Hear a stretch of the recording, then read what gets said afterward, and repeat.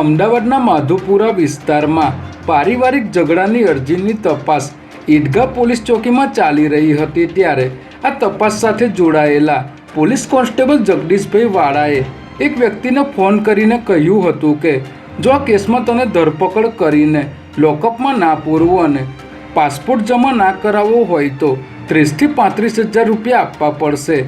જેથી આ વ્યક્તિએ આ વાતચીતનું રેકોર્ડિંગ એસીબીને આપતા આ સમગ્ર રેકોર્ડિંગની તપાસ બાદ એસીબીએ હાલ જગદીશવાળાની અટકાયત કરીને પૂછપરછ હાથ ધરી છે।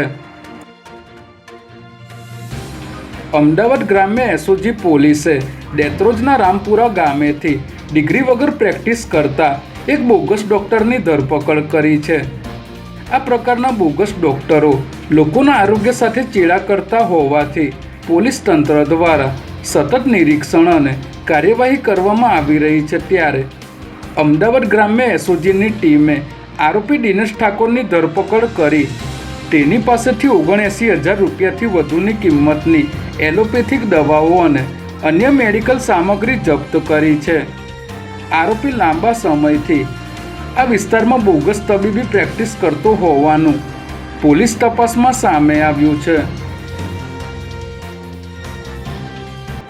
મિલકત દસ્તાવેજની નોંધણીને લઈને હવે રાજ્ય સરકારે મોટો નિર્ણય લીધો છે।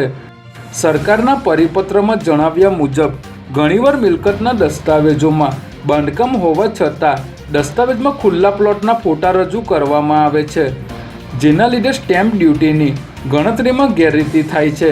જેથી નવા નિયમ અંતર્ગત હવેથી ખુલ્લા પ્લોટના દસ્તાવેજોમાં અક્ષાંશ અને રેખાંશની નોંધ ફરજિયાત કરવામાં આવશે। આ નિર્ણયથી મિલકતની ખરીદી વેચાણ પ્રક્રિયામાં પારદર્શિતા લાવવા અને સ્ટેમ્પ ડ્યુટીની આવકમાં થતા નુકસાનને રોકી શકાશે। આ નિયમ 1 એપ્રિલ 2025થી રાજ્યની તમામ સબ રજિસ્ટ્રાર કચેરીઓમાં લાગુ પડશે।